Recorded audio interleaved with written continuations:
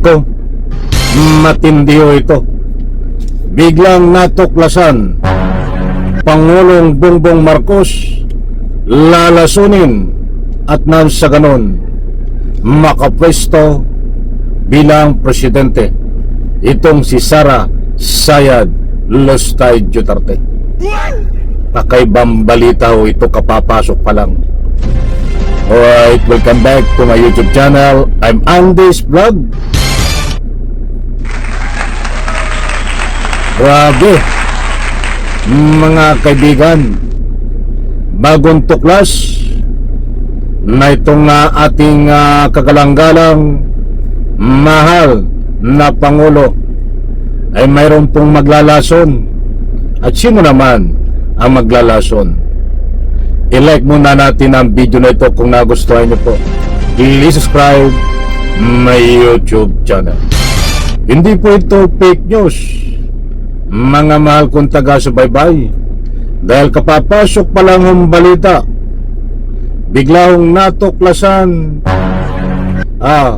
kalakip ang resibo, kalakip ang matibay na ebidensya na itong ating presidente ng Pilipinas na si Pangulong Bongbong Marcos lalasunin ho para makitil ang buhay, para mawala ng buhay, at nang sa ganon manaig ang kanilang masamang balak na maging presidente na sa lalong madaling panahon itong si Sara Sayad Lustay. Naku po, grabe ho, mga kaibigan. Bago ko ibahagi po sa inyo ang kaukulang resibo, katunayan, gusto ko munang kunin ng inyong panig.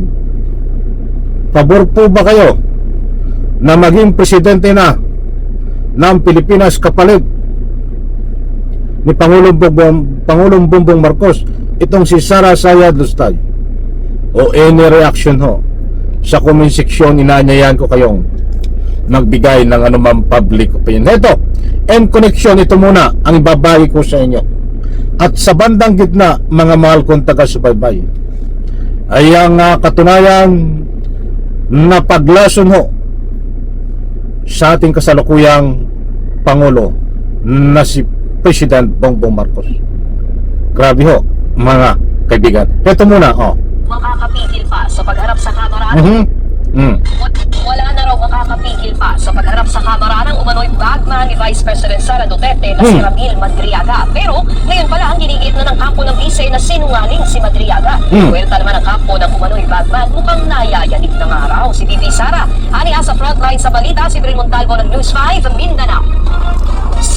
Mga kaibigan, huwag niyo pong kaligtaan panoorin ito, dahil pagkatapos ho nito sa bandang gitna ay babahagi ko po sa inyo ang kaukulang katunayan resibo na lalasunin ang ating mahal na Pangulo nang sa ganon, kapag nalason ho ang papalit na presidente ay si Sara Sayad Lustay.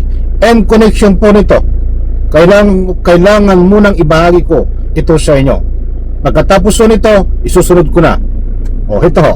9/14, tatalakay ng House Committee on Justice ang impeachment complaint laban kay Vice President Sara Duterte. Pero ngayon pa lang, dumedepensa na ang kampo ng bise. Tinitibag na nila ang mga posibleng sabihin sa pagdinig ng umano'y bagman ni VP Sara na si Ramil Madriaga na haharap sa kamera. Ayon sa abogado ng bise na si Atty. Paulo Panelo, hindi magkakilala sina VP Sara at Madriaga. Si Congresswoman Jervil kahit na iniakyat ng kampo ni VP Sara sa Korte Suprema ang issue niya sa proseso ng impeachment proceedings ng Kamara, wala inilabas na temporary restraining order o TRO ang SC, kaya naman wala na kong makakapigil sa pagdinig po ito. Muli ring nanindigan ng chairperson ng committee na si Congresswoman. Yan mga kaibigan, wala na po makakapigil. Tuloy po ang impeachment. Alam ko po bukas ang schedule ng hearing. Kaabang-abang po mga kaibigan yan. Ito ang inaabangan po ninyo, ang katunayan na paglason ho, balak na paglason sa ating mahal na Pangulo, at nang sa ganon, pag namatay ang ating Pangulo ay papalitan ni Sara Sayad Lustay. Ipapas ko sa screen, nandyan ho, mga kaibigan. Babasahin ko po. Buwad sa Abante News Online. Mayroon din po sa News 5. At marami na rin pong nagpalabas kanina nito, kalalabas lang na balita. Nandito, sa isang permado na 3 pahinang handwritten letter na may pitsang April 11, 2026, isiniwalat ni Ramil Madriaga ang umano'y pagpayag noong 2021 ni dating Pangulong Rodrigo Duterte na maging running mate ng anak ni Vice President, ng anak na si Vice President Sara Duterte kay Pangulong Ferdinand Bongbong Marcos Jr. O ito, mga kaibigan, ayon kay Madriaga, ang plano ay kunin kay PBBM ang pagkapangulo sa 2025. O kaya pala, ganyan na ang kanilang mga galawan, kinukuha na nga.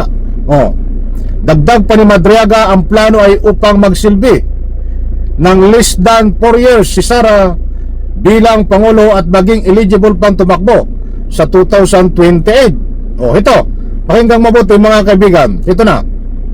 Sa sulat ni Madriaga, sinabi nitong kapag hindi tinupad ng Pangulo ang kasunduan, ay gagawa ng paraan ang kabilang kampo, gaya ng pag-impeach o lasunin si PBBM upang maagaw ang pwesto. Abangan ang buong detalye ng balita. Mayroon pong sulat na pinakita ho itong balita na ito. Abangan po na lang ang complete details, mga kaibigan, bukas nito.